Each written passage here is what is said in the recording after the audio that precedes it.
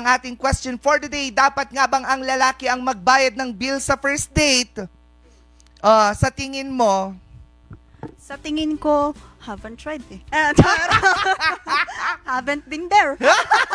Hindi, pero kung sa akin naman, kung sinong may kakayahang magbayad, siya na. Kasi, pero ang ano kasi doon, syempre pride ng lalaki. Pero as long as kung sino ang meron, okay lang. Okay lang. Hindi kaya nakakasira din naman ng ego o nakakaapak ka naman ng ego ng lalaki? Syempre, kung first date, okay lang siguro sila. Pero the next, okay lang naman siguro ikaw din. Or share na lang. Ganun. Sa bagay. Kasi kung ako naman, kung sino ang nagyaya.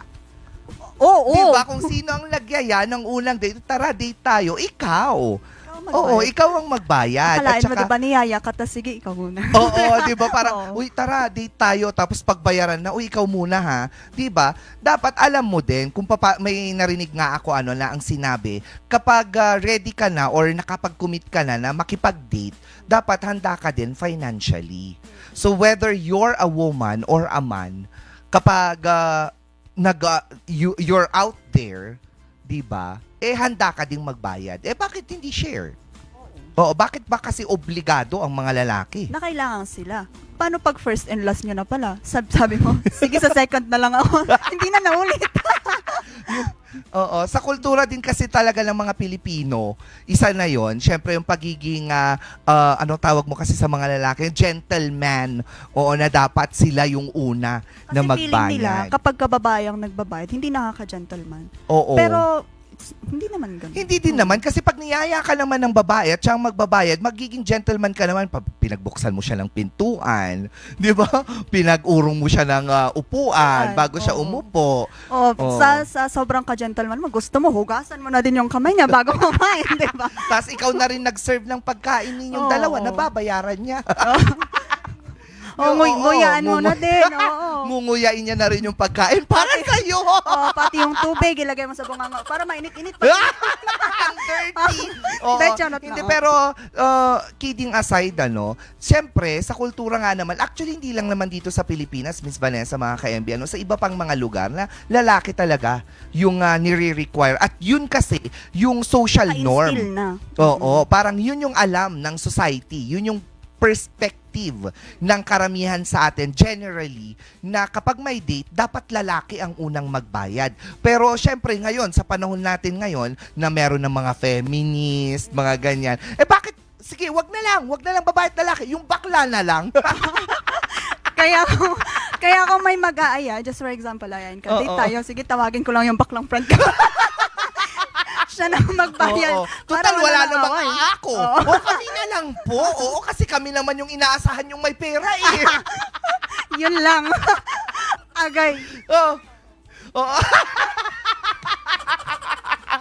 Hindi lang ako nakakainis. Pero paano nga naman yun, no? Pagka yung date mo, tomboy, sino magbabayad? Depende.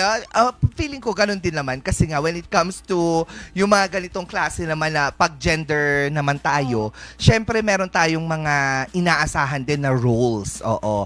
Pero ang hindi ko kasi maintindihan doon, bakit kapag bading, kailangang yung bading yung magbayad, di ba? Hindi yata tama yun. Eto sabi nga ni Sir Coco, sa affordable date muna, get to know pa naman, walk in the park, street foods muna, or kape-kape muna. No need to spend much money para di nag-work, walang pagsisisihan. Para pag hindi nag-work na, wala kang pagsisisihan. Ipa-fine dining mo kaagad siya, getting to know pa lang naman. Fine dining kayo, tapos hindi naman kayo nag-usap. Kasi nagkahiyaan, ay hindi ko siya type. Nung pag-upo mo pala, ay hindi ko siya type, pero nagbayad na. Kaya kailangan ituloy mo yan. Kaya kung hanggat maaari, fishbowl muna para walang samaan ng loob. Oo, tapos KKB. Hindi kasi sa ngayon naman, I think everyone is open-minded when it comes to date.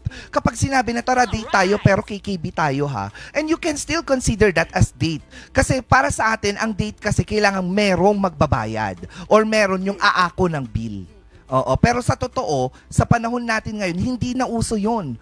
Whether, sabi ko nga kanina, babae ka man o lalaki, if you are capable, why not? Kapag ayaw mo na matapakan yung ego ng lalaki, then let him do it. Kapag sinabi naman ng lalaki na pwede bang mag-share na lang tayo, then why not para sa mga babae? Kasi para sa mga kababaihan din, isa din yon na nagpapatunay na, I can. Kapag hindi man ito nag-work, I still can. Kaya ko, meron akong budget. Oo, Di ba? Siyempre, meron kasi yung chances na parang pagka laging yung lalaki yung gumagastos, pagka just in case, hindi kayo nag-work, may masasabi. Oo, Diba? oo, totoo din. Hindi mo kaya. Oo, pero ang pangit din kasi, kapag nag-work, tapos yung babae, or yung lalaki yung nagbayad, baka aasa na ng aasa all throughout. Na para, di ba? Na parang, total, ikaw naman sa sige na, tuloy-tuloy mo na yan. May mga ganong oo. mentality naman. Kaya habang nagpipishball kayo, pag-isip-isipan nyo na. Kung itutuloy nyo ba o hindi. Oo, lalo na yung mentality talaga. Oo, kailangan dapat strong ka din talaga. Babalik ako sa sinabi kanina. If you are ready to put yourself out there, you have to be emotionally ready, psychologically ready, mentally ready, and of course, financially ready. Oo, para walang sisihan kung ano man yung mga magaganap in the future. Ayan! Mga ka-MB, abangan pa natin ang mga susunod natin mga katanungan sa ating balitaktakan dahil napakagandang talakayan ng mga ganito. Very simple questions yet a lot of opinions matter. A lot of lessons learned. Yes.